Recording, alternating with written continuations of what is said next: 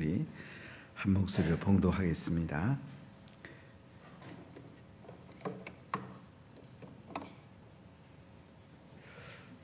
마태복음 1장 1절로 17절입니다. 아브라함과 다윗의 자손 예수 그리스도의 계보라. 아브라함이 이삭을 낳고 이삭은 야곱을 낳고 야곱은 유다와 그의 형제들을 낳고 유다는 다말에게서 베레스와 세라를 낳고 베레스는 헤스론을 낳고 헤스론은 람을 낳고 람은 아비나답을 낳고 아비나답은 나손을 낳고 나손은 살몬을 낳고 살몬은 라합에게서 보아스를 낳고 보아스는 룰에게서 로벳을 낳고 오벳은 이새를 낳고 이새는 다윗 왕을 낳으리라. 다윗은 우리아의 아내에게서 솔로몬을 낳고 솔로몬은 르호보암을 낳고 르호보암은 아비야를 낳고 아비야는 아사를 낳고 아사는 여호사밧을 낳고 여호사밧은 요람을 낳고 요람은 우시야를 낳고 우시야는 요담을 낳고 요담은 아하스를 낳고 아하스는 히스기야를 낳고 히스기야는 므낫세를 낳고 므낫세는 아몬을 낳고 아몬은 요시야를 낳고 바벨론으로 사로잡혀 갈 때에 요시야는 여고냐와 그의 형제들을 낳으리라.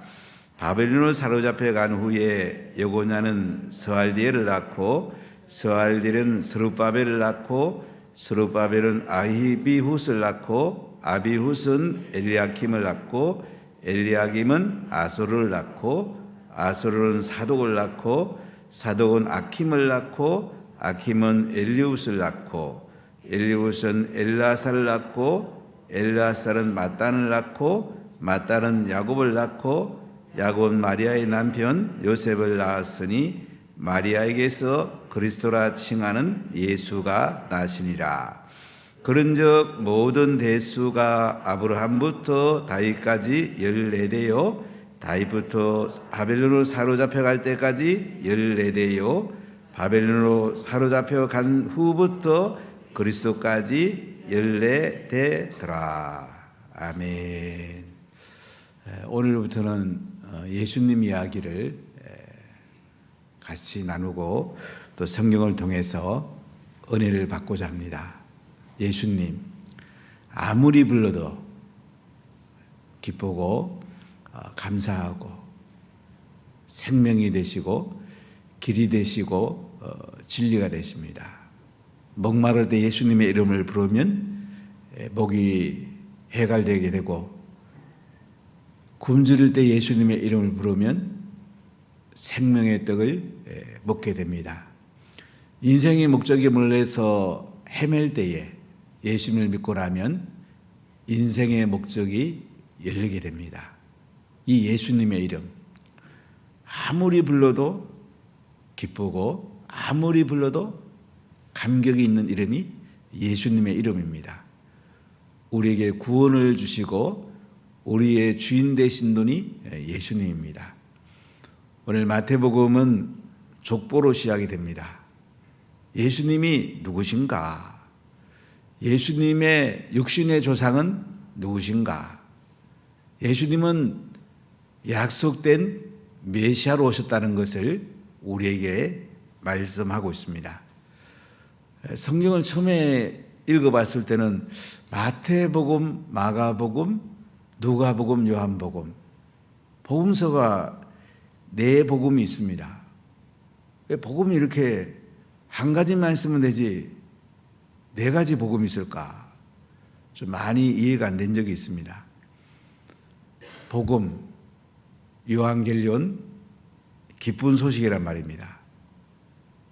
마태가 예수님을 어떻게 기록하고 있는가? 누가가 어떻게 기록하고 있는가? 마가, 요한이 어떻게 기록하고 있는가? 좀 시각이 다르죠. 마태복음은 특히 유대인들을 대상으로 이 성경이 기록이 됩니다. 유대인들이 제일 원하는 건 무엇입니까? 아브라함과 다윗입니다. 예수님이 유대인으로 왕으로 오셨다. 왕의 관점에서 예수님을 바라본 것이 마태복음입니다. 또한 예수님은 종으로 오셨습니다. 종의 관점에서 예수님을 바라본 것이 마가복음입니다. 또한 예수님은 사람의 아들로 오셨습니다. 사람의 아들의 관점에서 바라본 것이 누가복음이에요. 또한 예수님은 하나님의 아들로 오셨습니다. 하나님의 아들의 관점에서 기록된 것이 요한복음입니다. 자, 그럼 마태복음에서는 왕으로 오신 예수님이 강조되는데 오늘 1장 1절을 같이 읽어보겠습니다. 아브라함과 다윗의 자손 예수 그리스도의 계보라. 헬라를 읽어보면 다윗이 앞에 나옵니다. 다윗과 아브라함의 자손 예수 그리스도의 계보라, 족보라 이렇게 나옵니다. 그러니까 구약에서 많은 인물이 나옵니다. 한 명을 꼽으라면 다윗이라는 거죠. 예수님은 다윗의 후손으로 오셨다는 겁니다. 또한 이스라엘의 조상이라고 믿는 아브라함의 후손으로 오셨다는 거죠. 영적으로 보면 다윗이 앞에 와야 돼요. 혈통적으로 물론 아브라함이 앞에 와야 됩니다. 아브라함과 다윗의 자손 예수 그리스도의 족보다. 예수란 말은 여호수와 호세아, 예수 같은 의미를 갖습니다. 구원이란 말입니다. 그리스도, 구약의 메시아를 그리스도로 번역한 겁니다. 기름 부음 받으니 이스라엘 백성들이 흑암 속에 있을 때 바벨론 포로에 끌려갔다가 돌아오면서 그들은 메시아를 기다렸습니다. 이스라엘 백성들이 애굽의 노예 생활할 때 악에 떠나면 이가 메시아인가? 모세가 태어날 때에 아름다운 아이임을 보고라고 나옵니다. 아름다운 아이임을 봤다는 것은 우리의 구원자로 오셨구나. 그래서 나일강에 던지지 못했던 것입니다. 나중에 나일강에 던졌는데 하나님이 애굽의 궁정에 모세를 살게 하고 광야 훈련을 거쳐서 이스라엘 백성을 이끌어가는 위대한 지도자로 사용하는 것을 볼 수가 있습니다. 이스라엘 백성들은 어려울 때에 메시아가 오신다는데 언제 오실까? 황금마차를 타고 황금문을 들어오신다는데 언제 오실까? 이렇게 기다렸습니다. 근데 예수님 오셨는데 십자가에 못 박혀 죽으시고 비참하게 인생을 끝냈습니다. 유대인들이 볼 때는 예수님을 메시아로 받아들이기 어려웠습니다. 그들은 예수님이 왕으로 오시고 영원한 왕으로 오시고 당당하게 오실 줄 알았는데 십자가에 비참하게 죽는 모습을 보고 그들은 예수님을 그리스도라고 믿을 수가 없었습니다. 구약을 잘못 본 거죠. 구약에서는 메시아가 오신다는 것이 구약의 핵심인데 이분이 오셔서 이사야 53장을 봐도 우리 죄를 짊어지고 십자가에 대신 죽으시고 무덤에 장사되었다가 3일 만에 부활하신다는 것이 구약의 핵심인데 유대인들은 이것을 보는 눈이 없었습니다. 보지 못했습니다. 메시아가 왔는데 그들은 십자가에 못 박아 죽이라고 외쳤습니다. 우리 영적 눈이 안 뜨여지면 예수님이 메시아인 것이 받아들이지를 않습니다. 성령님이 오셔야 됩니다. 성령 세례 받고 나면 예수님이 메시아인 것이 믿어지고 그 예수님이 내 인생의 왕이 되시고 주인 되시는 것을 우리가 고백하게 됩니다. 인생의 대전환이 오죠. 내가 주인인 인생이 예수님이 주인이 되는 놀라운 인생으로 바뀌게 됩니다. 이때부터 행복은 시작이 됩니다. 하늘의 은혜가 흘러들어오기 시작합니다. 내 삶 속에 땅에서 하늘의 삶이 시작이 됩니다. 마태복음을 한마디로 요약했을 때에 다윗과 아브라함의 자손 예수 그리스도의 족보다 이렇게 말합니다. 구약은 족보를 굉장히 강조하고요. 유대인들은 족보를 중요하게 여겼습니다. 우리 이시조선도 족보를 굉장히 중요하게 여겼죠. 제가 어릴 때는 아버님이 우리의 조상이 누구라고 강조했을 때, 뭐 그렇게 중요할까? 잘 인식을 못했습니다. 저 아버님은 늘, 애야, 가문을 빛내야 된다. 좋은 벼슬을 해서 가문을 빛내거라. 제 아버님이 저에게 제일 많이 하신 말씀이었습니다. 농촌에서 자라기 때문에 중학교 2학년 때 제 꿈은 오장춘 박사같이 농촌에 뭔가 좀 이렇게 기여할 수 있는 인물이 좀 되고 싶었습니다. 오장춘 박사는 우리나라의 농촌에 큰 기여를 했는데, 미생물을 잘 번식하면 걸음 안 주고 농사는 지을 수 없을까? 중학교 2학년 때서 그 생각을 좀 많이 했어요. 그러다가 아버님이 하도 가문을 빛내라는 것도 있고 여러 가지 사정 때문에 제가 법을 공부하게 됐는데, 지금 돌이켜보면 제가 목회하는 것이 얼마나 감사한지, 자기가 하고 싶은 일을 한다는 게 가장 큰 복입니다.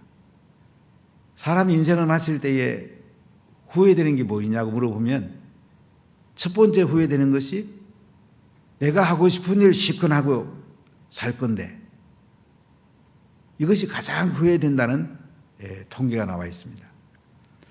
우리 예수님 잘 믿고 은혜 가운데 하고 싶은 일을 실컷 하다가 예수님 앞에 간다면 참 복이 있잖아요. 아브라함과 다윗의 자손 예수 그리스도, 그분을 믿음으로 인한 새로운 인생의 시작이 되었고 새로운 피조물이 되었고 왕이신 예수님이 나의 주인이 되었습니다. 참 놀라운 은혜가 아닙니까? 자, 2절 같이 읽어보겠습니다. 아브라함이 이삭을 낳고 이삭은 야곱을 낳고 야곱은 유다와 그의 형제들을 낳고. 아브라함이 이삭을 낳습니다. 아브라함이 한 가장 중요한 일은 뭐라고요? 이삭을 말씀 받던 자로 키워낸 거예요. 이삭은 야곱을 낳아요. 이삭이 한 가장 중요한 일은 뭐라고요? 야곱을 말씀 맡은 자로 키워낸 거예요. 여러분, 자녀들이 말씀 맡은 자로 잘 크고 있습니까? 저는 올해 목회해 보니까요, 우리 자녀들이 11조를 온전하게 하고 있는지 여러분 한번 살펴보십시오. 말씀 맡은 제자가 되는 여러 가지 표지가 있는데, 그 중에 오늘 현대인들은 돈을 제일 중요하게 하기 때문에 하나님의 것을 하나님께 드리고 있는가? 하나님 것을 하나님께 안 드린다면 말씀 맡은 제자라고 말하기 어려워요. 그러잖아요. 세상에서 내가 제일 중요하게 여는 것을 하나님께 가장 귀하게 드려야죠. 그게 말씀 맡은 제자의 표지가 아니겠어요? 예배를 잘 드리고 있는가? 그리고 교회에서 양육받는 건 굉장히 중요합니다. 여러분 자녀들이 양육을 잘 받고 있는지 한번 보십시오. 그래야 변화되는 삶을 삽니다.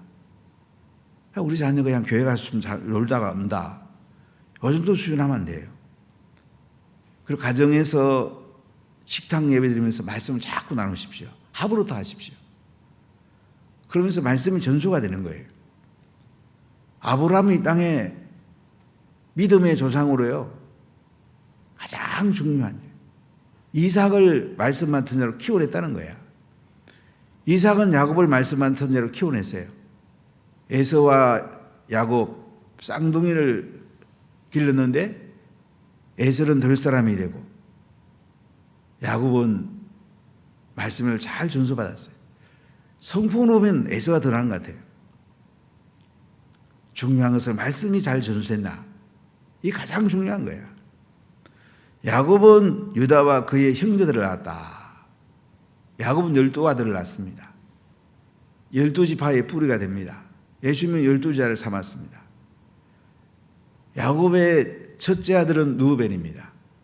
땅에서 2배의 복을 받은 사람은 요셉입니다. 이게 유다라고 나와 있습니다. 유다와 그의 형제들을 낳았다. 왜 그럴까요? 마태복음은 왕통을 기록하고 있습니다. 예수님은 다윗의 자손입니다. 다윗의 조상이 유다입니다. 유다는 찬양하다는 뜻이고 유다의 후손, 다윗의 후손으로 예수님이 오셨다는 말씀이죠. 예수님은 왕이라는 것을 강조하고 있습니다. 자, 3절 읽어볼까요? 유다는 다말에게서 베레스와 세라를 낳고 베레스는 헤스론을 낳고 헤스론은 람을 낳고. 자, 유다의 족복, 왕의 족보를 마태복음은 기록하는데요. 유다는 다말에게서 베레스와 세를 낳았다.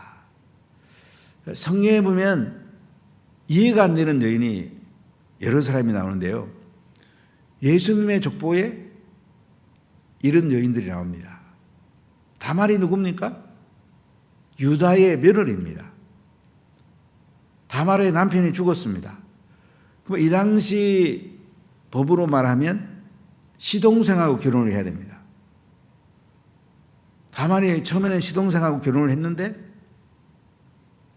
그러다가 또 아들 유다가 죽을까 싶어갖고 그 다음에는 시동생을 감춥니다.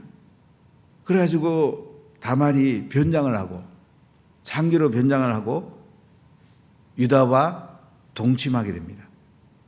시아버지와 며느리 사이에 자녀가 태어납니다. 베레스와 세라입니다. 베레스는 헤스론을 낳고 헤스론은 람을 낳습니다. 람은 아미나답을 낳고 아미나답은 나손을 낳고 나손은 살몬을 낳고 살몬은 라합에게서 보아스를 낳습니다. 라합이 누굽니까? 여리고 기생입니다. 예수님의 족보는 솔직합니다. 며느리하고 시아버지랑 동침해서 아들 낳은 이야기, 기생하고 결혼해서 아들 낳은 이야기를 담고 있습니다. 살몬은 라합에게서 보아스를 낳는데 보아스는 룻에게서 오벳을 낳고 룻은 누굽니까? 모함 여인입니다. 이스라엘 백성들은 이방인들을 개처럼 취급했습니다. 상놈으로 취급했습니다. 보아스하고 룻이 결혼해가지고 오벳을 낳습니다. 룻기를 읽으면 우리가 잘 알 수가 있습니다. 오벳은 이세를 낳고 이세는 나이닥을 낳게 됩니다. 14대입니다. 근데 다윗은 또 누구한테서 솔로몬을 낳습니까? 우리아의 아내에게서 솔로몬을 낳습니다. 밧세바라고 기록하지 않고 왜 우리아의 아내라고 그랬을까요? 남의 아내를 탐낸 거죠. 특히 충성된 장군 시나의 아내를 탐냅니다. 동침하고 아들을 낳습니다. 솔로몬입니다. 참 다윗의 족보는 다말, 라합, 룻, 우리아의 아내, 도덕적이지 않은 여인들이 등장합니다. 자, 이것은 뭘 의미하죠? 도덕보다 더 중요한 게 있다는 거죠. 하나님의 구속사입니다. 구원받는 게 그렇게 중요하다는 거예요. 여러분, 내년은 꼭 한 사람이 한 영혼은 구원하십시오. 셀리더 한 2분 정도 한번 구원해 보십시오. 봄, 가을 우리가 이제 봄축제, 가을축제 하면 여러분들이 한 2영혼씩을 한번 구원해 보십시오. 한 영혼 해도 괜찮아요. 성경의 가장 핵심은 구원하는 거잖아요. 도덕보다 더 깊은 것이 구원이에요. 구원받고 나면 이제 변화가 일어나죠. 삶에 새로운 바람이 일어납니다. 자, 7절을 보세요. 솔로몬은 르호보암을 낳고 르호보암은 아비야를 낳고 아비야는 아사를 낳고 아사는 여호사밧을 낳고 여호사밧은 요람을 낳고 요람은 우시야를 낳고 우시야는 요담을 낳고 요담은 아사스를 낳고 아사스는 히스기야를 낳고 히스기야는 므낫세를 낳고 므낫세는 아몬을 낳고 아몬은 요시야를 낳고 바벨론으로 사로잡혀 갈 때 요시야는 여호야와 그의 형제들을 낳으니라. 자, 이스라엘의 역사를 보니까요, 아브라함부터 다윗까지는 하나님의 약속이 이루어주는 상승 곡선을 타는 역사입니다. 다윗부터 바벨론 포로까지는 하향 곡선을 타고 있는 걸 봐요. 우상 숭배하고 신앙이 떨어지는 걸 봅니다. 그래서 결국 바벨론으로 포로로 잡혀가요. 하나님께서는 이스라엘 백성들이 하나님을 잘 영화롭게 하고 가나안 땅에서 약속대로 살면 풍성한 삶을 준다고 약속을 했어요. 왕통을 이어서 계속 영원한 왕을 준다고 약속을 했어요. 이스라엘 백성을 통하여 메시아가 올 것을 약속을 했어요. 하나님은 가나안 땅에 들어가면 이스라엘 백성들에게 가나안 원주민 다 죽이라, 우상 다 깨뜨려버리라, 이렇게 말씀을 했어요. 근데 자기 이득 보려고 그러다가 다 죽이지 않아요. 결국 어떻게 됩니까? 우상 숭배하게 됩니다. 여러분, 우리가 세상적인 거 철저히 배제해야 됩니다. 요거 하면 조금 더 볶아 싶어 하는 게 결국 나를 손해보게 만들어요. 인간의 연민보다 더 중요한 것은 인격 존중이에요. 어떤 정치인들은 자꾸 보면 인간의 연민을 호소해요. 특히 지금 야당을 보면 계속 인간의 연민, 진영 논리로 계속 얘기를 해요. 거기 속으면 안 됩니다. 전 정권이 계속 인간의 연민에 호소한 거야. 많은 사람들이 거기에 넘어갔어요. 불사경보다 더 중요한 것은 인격을 존중해 주는 거야. 그래 같이 삽니다. 이스라엘 백성들이 가나안 땅에 가면 하나님께서 원주민 다 죽이라 그러면 다 죽여야 돼. 가나안인, 헷, 여러 종족들이 있잖아요. 하나님 다 죽이라면 다 죽이면 되는데 불쌍히 있는 마음도 있고 그들을 통해서 덕을 보려고 그러다가 이스라엘이 당합니다. 바벨론 포로로 붙들려 갑니다. 여러분, 자녀를 연민을 가지고 보기보다 더 인격으로 보십시오. 그럼 자녀를 바르게 키울 수 있어요. 자녀를 자꾸 불쌍하다 보면요, 버릇없게 만들기 쉽고요, 말씀보다는 자녀들이 인간의 연민 때문에 많은 손해를 볼 수가 있습니다. 이스라엘 백성들이 바벨론 포로로 잡혀갑니다. 내리막길로 갑니다. 그래도 하나님은 바벨론까지 찾아가시죠. 70년 포로에 돌아오게 합니다.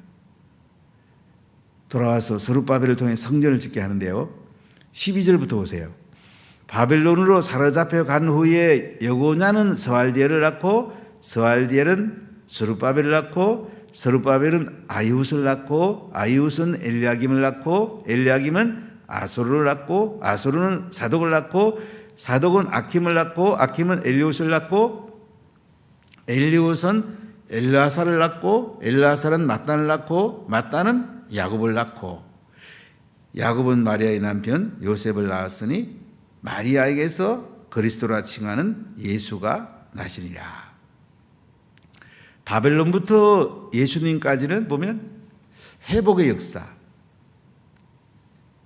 다시 하나님께 돌아오는 역사를 담고 있습니다.